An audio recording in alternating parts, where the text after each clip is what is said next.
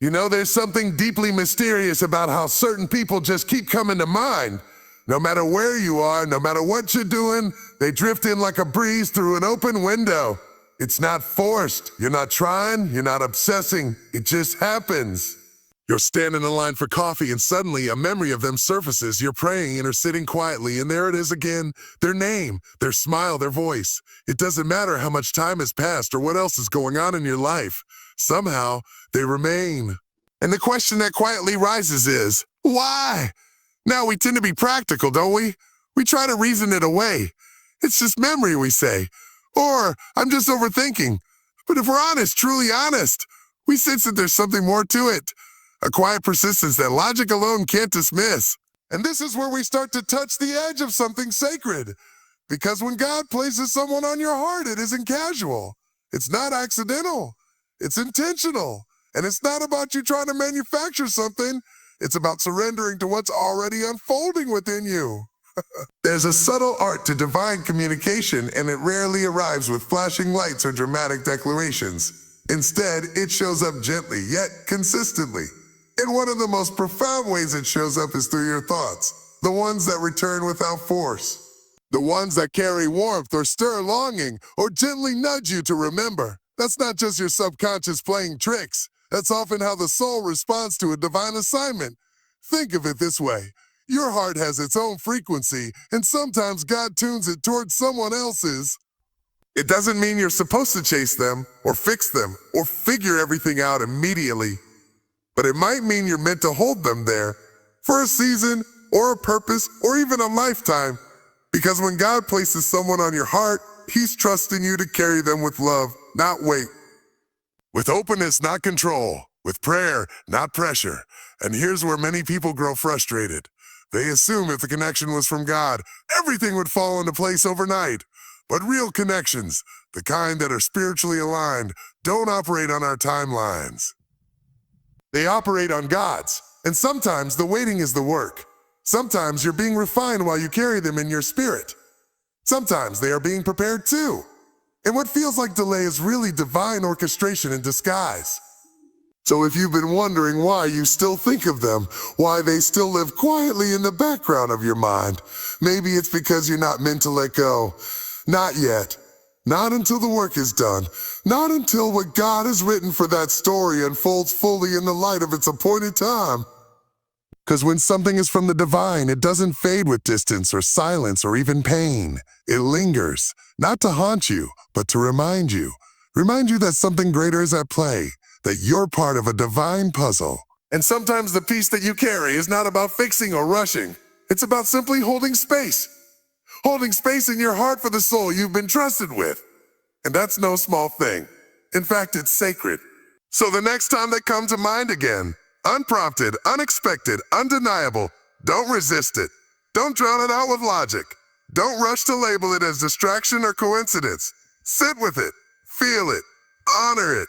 Because it may just be that tuning into the echo of something eternal. And when the eternal speaks, the wise don't ignore it. They listen. And in that listening, they come to the heart always remembers what heaven never forgets. There's something quietly powerful about the way one person can stir your emotions like no one else. It isn't loud. It doesn't demand attention. It simply exists. A kind of subtle, sacred energy that pulls at your heartstrings when you least expect it. You may not even know why you feel what you feel, only that when you think of them, your chest tightens, your spirit softens, and something within you whispers, this means something. You see, it's one thing to miss someone. It's another to feel them, deeply, persistently, without trying. It's as if your soul recognizes them before your mind is caught up. And that recognition creates a current. It doesn't matter how much time has passed, how far apart you are, or how much has changed. There's this emotional gravity that keeps pulling you back toward them. Not out of obsession. Not out of habit, but out of alignment. Because when someone is placed in your heart by something higher than yourself, the emotional response to them isn't just rooted in memory or longing, it's rooted in divine resonance. You feel them not because you're weak, but because you're aware. And in that awareness, you're tuning into something sacred, something designed, something far beyond the realm of coincidence. Now, of course, not every strong emotion is a sign from above, but you know the difference. You can feel when the pull is pure, when it's not fueled by fantasy or pain, but by a quiet inner knowing that this person, this presence, matters. That your connection with them is not just about what once was or what could be, but what is, even now, even here, even in absence. And sometimes that emotional pull comes with its fair share of frustration. You try to let go. You try to move on. You try to convince yourself that it's time to close the chapter. And yet, the feeling lingers. Not to torment you, but to teach you. To invite you into stillness, into surrender, into trust. Because emotional resonance is often the soul's way of telling you that your story with this person isn't finished. Not yet. Not until it has become what it was meant to be. This is why it doesn't go away. This is why it keeps returning in waves. You're not broken, you're not stuck. You're simply in tune with something eternal, something written in spirit, not in ink. And the deeper the emotion, the deeper the connection. That emotional pull, that unshakable tenderness you feel, is a reflection of love that has not been limited by time, distance, or logic. It's love that exists on a spiritual plane. The kind that doesn't beg to be explained, only honored. You see, we spend so much of our lives trying to analyze our emotions, to categorize them, to label them as right or wrong. But some feelings aren't meant to be dissected. Some are meant to be dissected. Some are meant to be held like a candle in the dark, carefully, reverently, because they are light in themselves. Reminders that some bonds are so deep that some people are more than just passing characters in the story of our lives. They are echoes of something sacred. So if your heart continues to return to them, if your emotions stir with their name, if your spirit softens at the thought of them, maybe it's because they were never meant to be just another face in the crowd. Maybe they're a mirror, a guidepost, a reflection of something divinely orchestrated. And until the timing aligns with the purpose, your heart will continue to feel them, not as a burden, but as a blessing. Because there are some connections that the soul refuses to forget, simply because they were never meant to be forgotten. Isn't it strange how life seems to speak in patterns? Isn't it to speak in patterns? Just when you think you're imagining things, you hear their name in a conversation that has nothing to do with them. A song comes on the radio, the one that meant something between you two. A number shows up on a license plate, on a receipt, on a clock, and somehow it's tied to them. Their birthday, a special date, a shared memory. At first you might laugh it off. A coincidence, you say, just life being quirky. But after the 10th, 20th, 50th time, you start to wonder if maybe, just maybe, it's something more. Because when signs like that keep showing up, when the same person keeps finding their way back into your awareness through what seems like random moments, it's often not randomness at all. What is it about them that lives so persistently in the spaces where I speak with God? Maybe it's because your spirit already knows what your mind hasn't caught up to. That this person isn't just a memory, or a desire, or a fleeting thought. They are part of your journey. A part that hasn't yet finished unfolding. Because there's a difference between someone you think about in passing and someone who becomes a quiet fixture in your most sacred moments. The latter, that's not casual. That's divine. Sometimes God places someone on your heart so deeply that they become part of your spiritual rhythm. And when that happens, you don't just carry them emotionally, you carry them spiritually. You start to notice that they come to mind when you pray for strength, for peace, for guidance. They're there when you ask for clarity. They're there when you surrender control. Not because they're a distraction, but because they are tied to something meaningful, something you're meant to notice. And then come the dreams, dreams that feel too vivid to be dismissed. Not always romantic, not always clear, but significant. Sometimes symbolic, sometimes unsettling, sometimes comforting, but always present. And you wake up feeling like you've been somewhere real. Like the dream wasn't a dream at all, but a conversation between your soul and something higher. A reminder, a signal, a nudge. It's easy to brush it off, to say, it's just my subconscious. That's the mind's job, after all, to reduce what it doesn't understand into something familiar, something controllable. But your soul doesn't work in logic. It works in language the mind can't always translate. And when God speaks to your spirit, he often does so in images, feelings, dreams, and in a sacred space of prayer.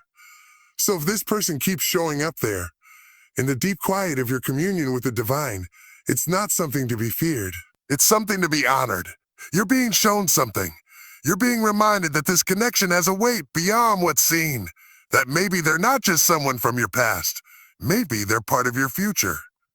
Or maybe there's someone you're meant to cover with prayer, even if you're not meant to walk beside them yet. The point is not to control the outcome. The point is to listen, to be present with what's being revealed, to trust that if a soul keeps echoing through your most honest conversations with God, then they are there for a reason. And the reason doesn't always need to be understood, it just needs to be received. So, they keep showing up in your sacred spaces. Don't ignore it. Don't rush to explain it away. Don't rush to explain it away. Just pay attention, because when the soul speaks and heaven echoes, it's not noise, it's alignment. And when something keeps finding its way into your prayers and your dreams, it's only because it's already found its place in your spirit. It's a strange and beautiful thing to feel deeply connected to someone who isn't physically in your life. They're not beside you, not texting you, not sitting across from you over coffee. And yet you feel them. Not in a desperate, clinging kind of way, but in a steady, quiet hum underneath your day. You wake up and for a moment they pass through your thoughts. You go about your work and something reminds you of them. There's no big drama, no longing that drags you down. Just a connection that doesn't seem to fade. People around you might not understand. They might say, if you're not talking, it's over, or if they're not here, move on. But what they don't see, what they can't see is what's happening beneath the surface. That invisible thread that doesn't break, no matter how much time or distance stretches it. Because some connections aren't held together by proximity. They're held together by purpose, by spirit. When you're spiritually aligned with someone, your paths may separate on the outside, but on the inside, you're still walking beside each other. There's a strange sort of peace in it. A knowing. You're growing. They're growing, and though you may not be in each other's lives directly, you can still feel the rhythm of their presence, like a heartbeat echoing through your own. It doesn't mean you stop living your life. In fact, it often means you live it more fully, because something about this connection has awakened a deeper part of you, made you more aware, more present, more honest with yourself. It's not about pining for what isn't. It's about being attuned to what is, and sometimes what is can't yet be seen. It can only be felt. It's in the way your intuition tells you they're thinking of you at the same moment you're thinking of them, in the way you sense their energy shifting, even though you haven't spoken in months. It's in the unexpected moments when your heart suddenly fills with compassion for them, for their pain, their growth, their journey, without needing to know exactly where they are or what they're doing. That's not fantasy. That's spiritual awareness. This kind of connection doesn't demand action. It doesn't require proof. It exists quietly. It holds space. And the most remarkable thing, you start to realize that even in their absence, you are becoming more of who you're meant to be, as if their role in your life, seen or unseen, is helping shape you. Not through words, not through presence, but through something deeper. Through soul. And maybe they're going through something similar. Maybe they're growing, questioning, becoming. Maybe they feel the same quiet pull and don't have the words for it. Maybe they've had moments where they've paused mid-thought, feeling something familiar wash over them. Maybe they've looked up at the sky and felt, just for a moment, that you were thinking of them too. You see, when two souls are aligned, distance doesn't dissolve the bond, it deepens it. And while the world may rush and demand closure or labels or explanations, this kind of connection asks for something far more difficult: patience, trust, faith in divine timing. And so you wait, not passively, not with folded hands and closed eyes, but with an open heart. A heart that is willing to grow even when it doesn't understand. A heart that can hold space without rushing the outcome. Because you know, somehow, this isn't just a connection. It's a lesson, a preparation, a becoming. And when all is said and done, what's meant to return will return. Not because you chased it, but because you are aligned with it. Because two souls meant for each other don't always meet when they first cross paths. They meet when they are both ready to see each other with clear eyes and open hearts. There comes a point when you've tried to move on. You've told yourself enough is enough. You've whispered prayers that sounded a lot like please. God, if this isn't meant to be, take it away. Remove the feelings. Silence the signs. And yet they don't stop. Their name still rises out of nowhere. The memories still surface uninvited. The dreams, the synchronicities, the gentle but persistent pull in your heart, they keep coming. And you begin to realize this isn't something you can will away. This isn't about letting go or holding on. This is about surrendering to something much larger than your own understanding. Because when God has written a story, you don't get to erase the pages just because the timing feels inconvenient. You don't get to silence the whispers of your soul simply because the outer circumstances don't make sense. The signs persist because the connection is real. And real doesn't always mean easy. It means purposeful. You see, we're often taught that if something is meant for us, it'll arrive smoothly, effortlessly, tied with a neat little bow. But that's not how soul connections work. That's not how transformation works. Sometimes what's meant for you comes through delay, through distance, through divine silence. And while the silence feels like absence, it's actually preparation. Because when God puts someone on your heart and they stay there, even when you've tried to bury the thought, it's not to torment you. It's to train you to wait, to grow, to see through spirit instead of sight. And yet we struggle. Oh, we resist. We demand clarity, closure, a clean break. But the signs keep showing up. You'll hear something in a conversation that sounds like them. You'll feel their presence in prayer. Their energy lingers like smoke after a fire. And no matter how many times you sweep the room, it remains. Not because you're trapped, but because the story is still being written. This is where trust becomes the only answer. Not blind trust in another person, but deep trust in the timing and wisdom of the divine. A trust that says, even though I don't know why this won't fade, I will stop fighting it. I will learn to sit with it. I will let it shape me.